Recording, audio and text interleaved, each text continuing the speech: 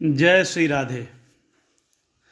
श्री विष्णु सहस्रनाम स्तोत्र के पाठक जो नियमित रूप से श्री विष्णु सहस्रनाम स्तोत्र का पाठ करते हैं, उनमें से कुछ लोग यह प्रश्न करते हैं कि गुरुजी सहस्रार्चन कैसे करें और सहस्रार्चन का क्या महत्व है। उसी क्रम में आज हमने श्री सुरेश चंद्राकर जी का प्रश्न उठाया है। उन्होंने पूछा है कि तुलसी से सहस्रार्चन करना चाहें और तुलसी कम हो तो कैसे करें और इसका महत्व क्या है। देखिए, जितना फल श्री विष्णु सहस्रनाम पाठ का है उतना ही उससे कई अधिक फल श्री विष्णु सहस्रनाम नामावली से भगवान विष्णु के सहस्रार्चन का है। सहस्रार्चन कैसे होता है और जितने विष्णु सहस्रनाम पाठ करने वाले प्रभु लोग हैं सब सहस्रार्चन किया करें। भले महीने में एक दिन करें, 15 दिन में करें, वीकली करें, फोर्टनाइटली करें, मंथली करें। अब कैसे करें बताता हूँ। पहले तो आपकी पुस्तक में नामावली होती है, गीता प्रेस की पुस्तक में, तो नामावली वाली पुस्तक अपने पास रखें। उसमें अलग से सहस्रनाम स्तोत्र में ही आए हुए सभी नाम 1000 लिखे हुए हैं। घर में शालिग्राम जी हों तो सबसे अच्छा, नहीं है तो भगवान विष्णु की मूर्ति हो, लड्डू गोपाल जी हों। आजकल तो हर घर में लड्डू गोपाल जी रहते हैं, तो उनको एक पीतल की थाली में रख लें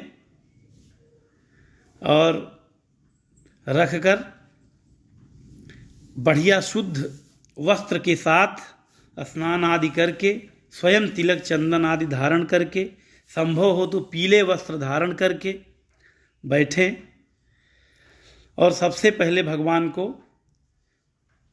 जल से स्नान कराएं, फिर दूध से स्नान कराएं, फिर जल से स्नान कराएं, फिर दही से स्नान कराएं, फिर जल से स्नान कराएं, फिर मधु से स्नान कराएं, फिर जल से स्नान कराएं, फिर शर्करा से स्नान कराएं, फिर जल से स्नान कराएं और हल्दी आदि स्नान कराने के बाद वस्त्र से पोंछ दें, फिर तिलक चंदन आदि लगाएं और फिर हल्दी लगाएं, टीका लगाएं। हल्दी लगाएं क्या, हल्दी से छिड़काव कर दें भगवान के ऊपर।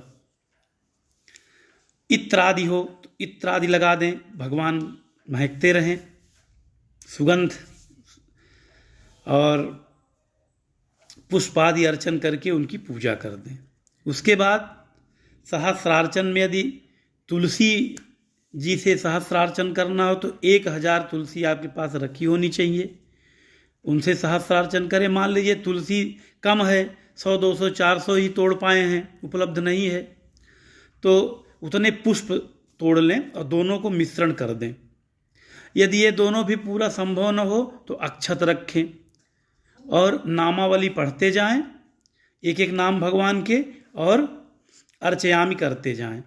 अर्चयामी बोलें तो ठीक है, नहीं बोलते हैं तो नामावली पढ़ें और उन्हीं भगवान के श्री विग्रह पर तुलसी जी चढ़ा दें या अक्षत चढ़ा दें या पुष्प चढ़ा दें, जिनसे आप कर रहे हैं, और 1000 नाम से भगवान का सहस्रार्चन करें। चढ़ाते जाएं, नाम जपते जाएं, नाम लेते जाएं, चढ़ाते जाएं, और जब पूर्ण हो जाए तो फिर से उन्हें वहीं पर पूरा सुसज्जित हो जाते हैं, भगवान ढक जाते हैं तुलसी जी से।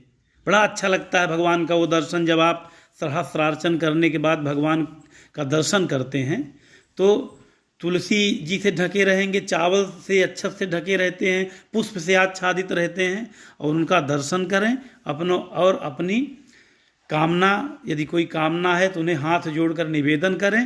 नहीं, भगवत प्रीत्यर्थ कर रहे हैं, भगवान तो अंतर्यामी हैं, आपके सारे कष्टों को जानते हैं, और इन सब को करने के बाद क्षमा याचना करते हुए सहस्रार्चन पूर्ण करें। तो ये सहस्रार्चन की सबसे छोटी विधि है और अवश्य यदि आप विष्णु सहस्त्र नाम पाठ करते हैं तो महीने में 1 बार 2 बार, अच्छा एकादशी के दिन यदि करते हैं तो आप अक्षत का प्रयोग न करें, फिर केवल तुलसी जी से और पुष्प से सहस्त्रार्चन कर सकते हैं।